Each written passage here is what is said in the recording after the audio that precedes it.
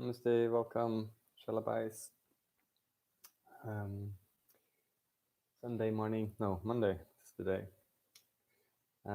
Today I thought maybe to talk about how to investigate the subconscious.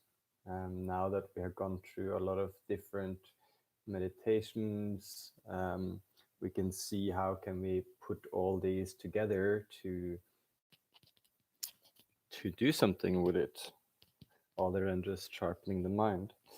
Um, if that's an absolute no topic, please write in the chat now and we'll talk about something else.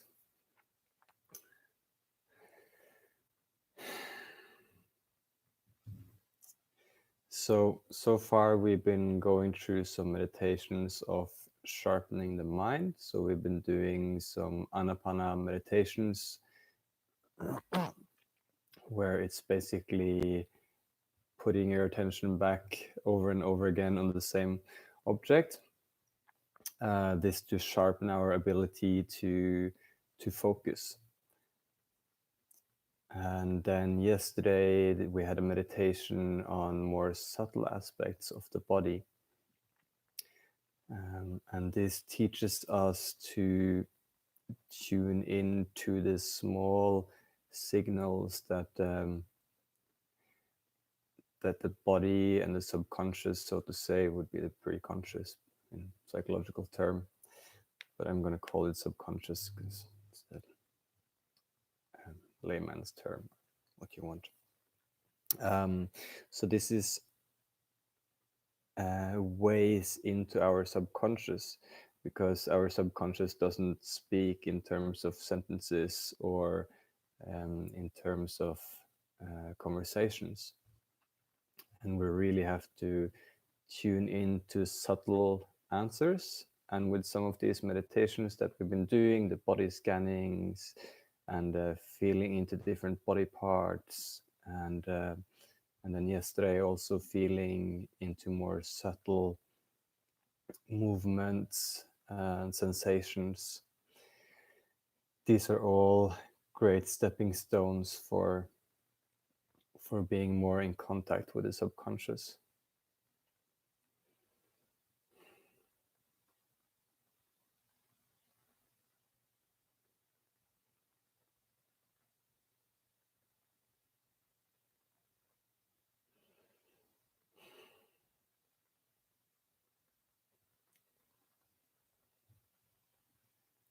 So when we speak with the subconscious,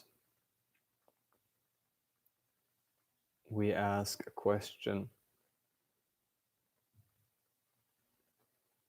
and instead of letting the mind answer, we wait for the answer from the body.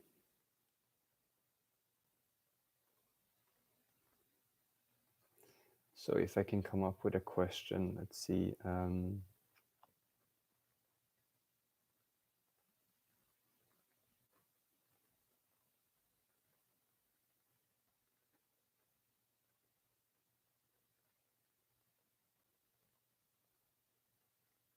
How do I love myself?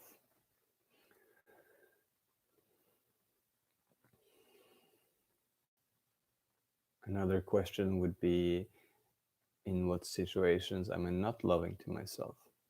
And it can be really interesting and good to explore both those sides. So you explore something positive via the positiva and via negativa. So you explore, yeah, it's a very obvious example. How do I love myself, and how do I not love myself, or in which situation am I not loving to myself? The benefit of doing both the negativa and the positiva is that you always have some positive aspect that keeps you from doing harmful actions to yourself or destructive patterns. So if you have an addiction, for instance, you have positive things that addiction gives you, and it can be really, really beneficial to look at what are you actually getting out of the addiction. It could be, just in this example, just to give you a little sense of it, could be it distracts me from feeling my feelings. It distracts me from being overwhelmed, or I don't know what else to do, or the craving in my body is too strong. I'm afraid of what will happen if I don't get it. But these things, when they come from my mind, they don't give an aha and a relief. So we really want to ask the subconscious about these things, and then we don't really want an answer from the mind. We want an answer that's as true and brutally honest as possible. That might also mean that it's ridiculously uncomfortable to see that.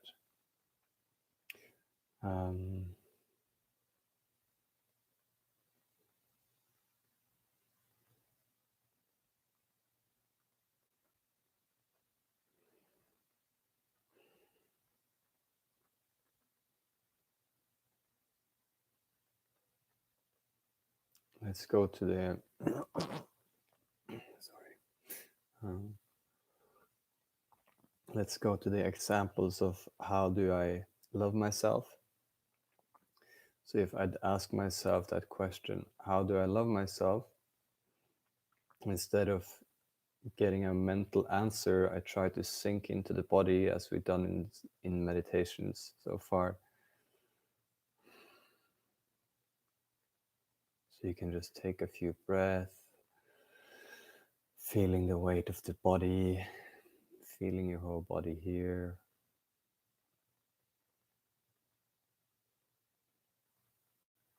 And this is really just an explanation of how to do it. If you are to do it, you might need longer. You might need to do a body scan meditation first and be already in a subtle space where you're more tuned into the subtle answers of the body. And when you are in such a space, you ask, okay, how do I love myself?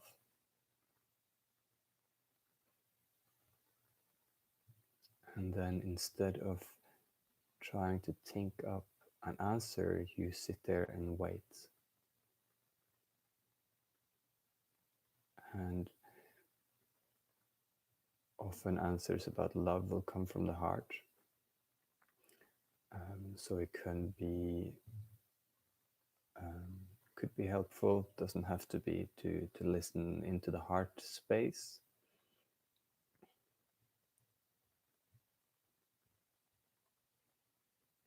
And then you wait for an answer. And then maybe you need to ask yourself again. You can also do this with a partner. Have a partner ask you and be there for you, holding the space, being present. So it's more difficult to slip away. How do I love myself?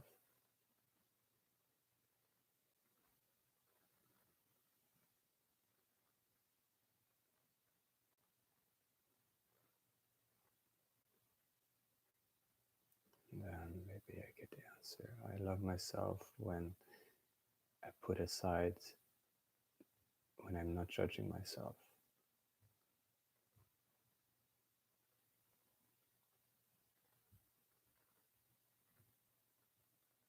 I love myself when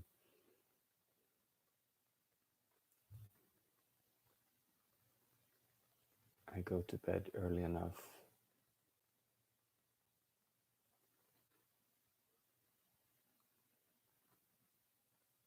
I love myself when I complete myself instead of looking for completion in others.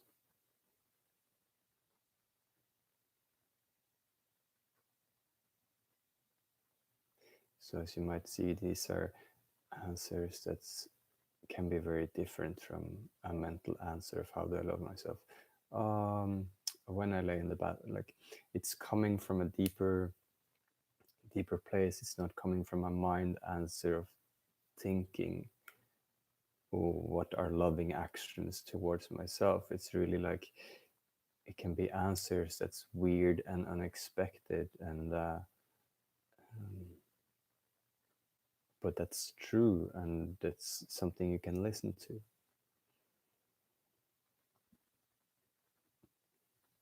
And then if you go to the question, in what situations am I not loving to myself?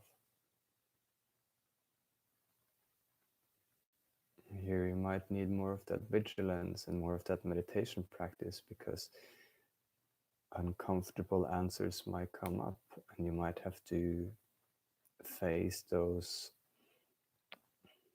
realities about yourself.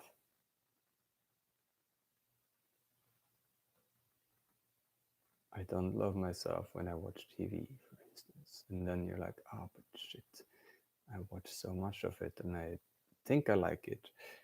And then your heart is actually speaking to you and saying, I'm actually not loving to myself when I do that. It can be any answer. These are just, I guess, my answers.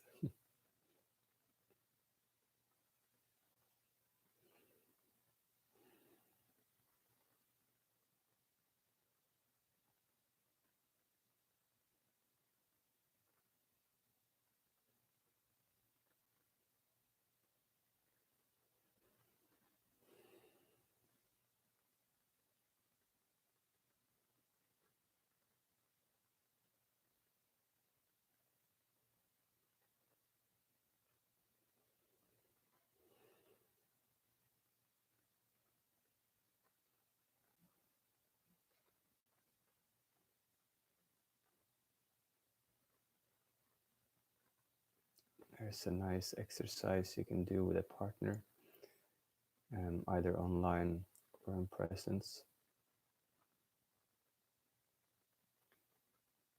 where you create two of these questions. For instance, then, how am I loving myself, and in which situation am I not loving to myself? And then you set a timer, 10 minutes, and you have your partner ask you this question.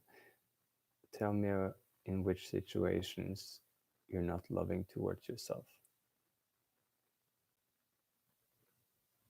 And then you just get to sit there and reply.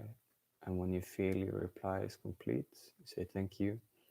And then your partner asks you again, tell me a way, tell me in which situation you're not loving towards yourself.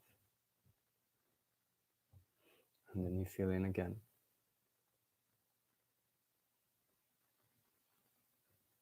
You get an answer, maybe not. You say thank you, and your partner asks again, tell me a way, tell me in which situations you're not loving towards yourself.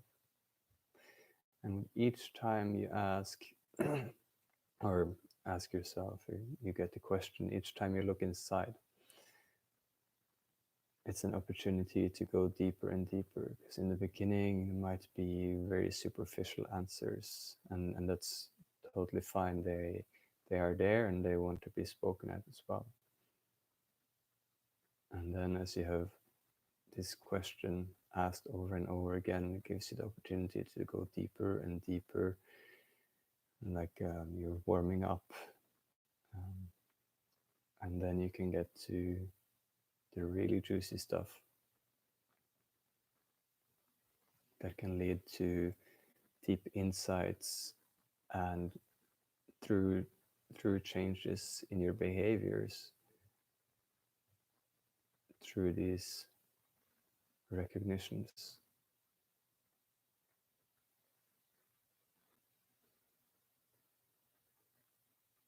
Because the answer is coming from your body, it's affecting you in an emotional way. Let's say you look at ways you're loving yourself, and you get the answer, and it often comes with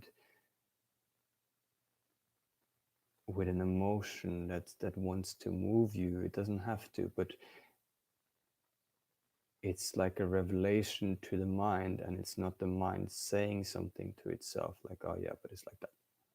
it really brings with it the emotion and the clear seeing and the truth and the harsh reality of what is true and honest. And that can really bring about change when you really go deep, and then you get this change. And that can take time, and it can take subtlety. And if you're doing it by yourself, it also demands presence, and that's where you have the meditation practice again. And this is what I think is really what meditation is meant for, so to say. It's like, yeah, it can sharpen the mind and it can give you more focus, but this meditation is really a tool for spiritual practice, for growth and transcendence.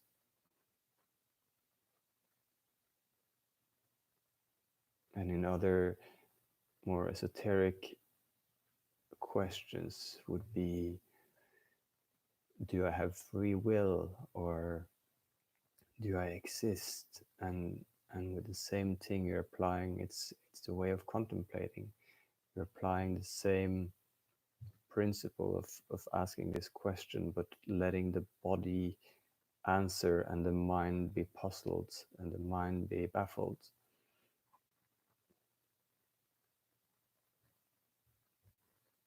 This is how you talk to your body, or how you listen to your body, because it's not actually a talk, because you're not trying to convince your heart that no, I don't love myself when I watch TV. No, that's not right. That's actually very loving for me. That would be a conversation, and that's not actually listening to the heart. So you want to take what the heart says and honor it and listen to it.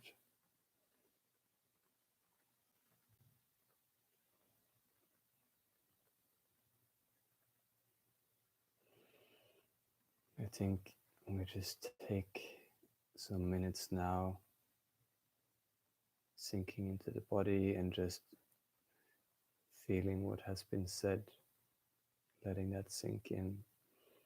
So either staying with your heart center or your belly center, just breathing and letting yourself just be here in this space, sinking into your seat.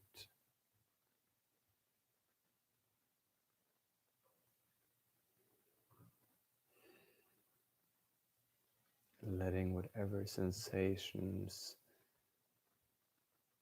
happen, no need to control them. Maybe there's already been uncomfortable confrontations with what comes from the mind, with what comes from ideas, letting them take effect in the body, letting those emotions and insights spread and move in the body, whether they created a discomfort or comfort, letting the muscles unwind,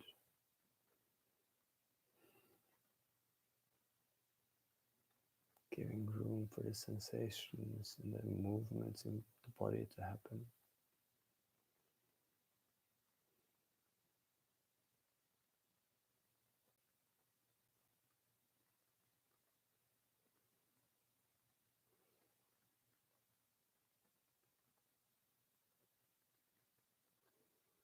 Just breathing into the body part you chose.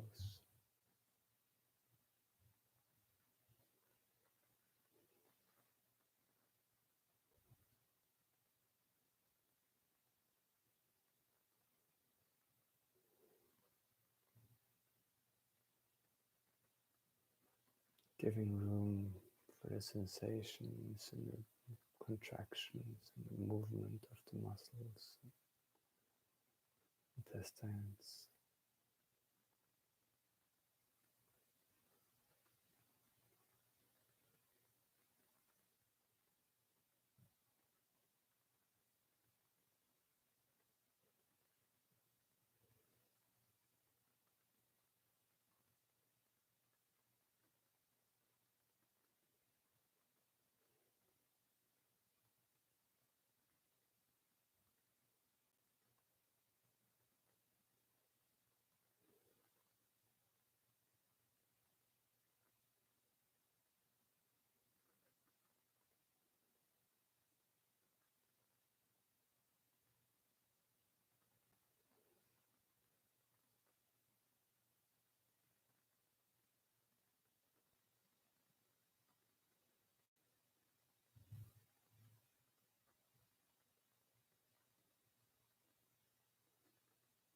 So if you want some homework for next time,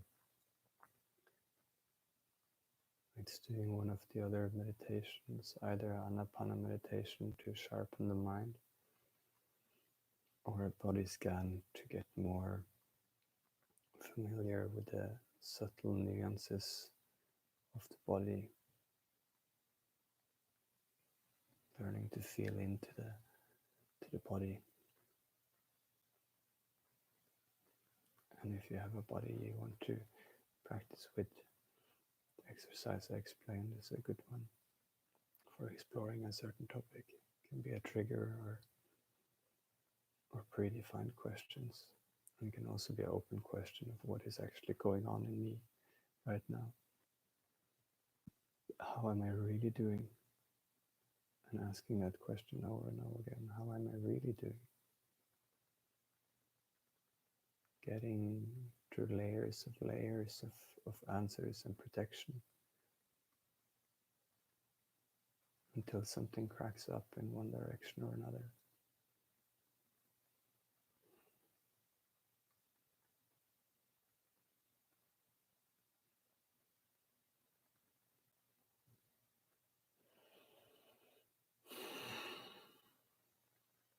Feeling the space around you again.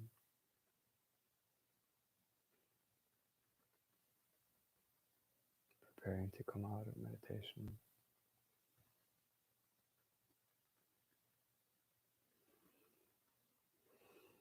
Opening your eyes in your own pace.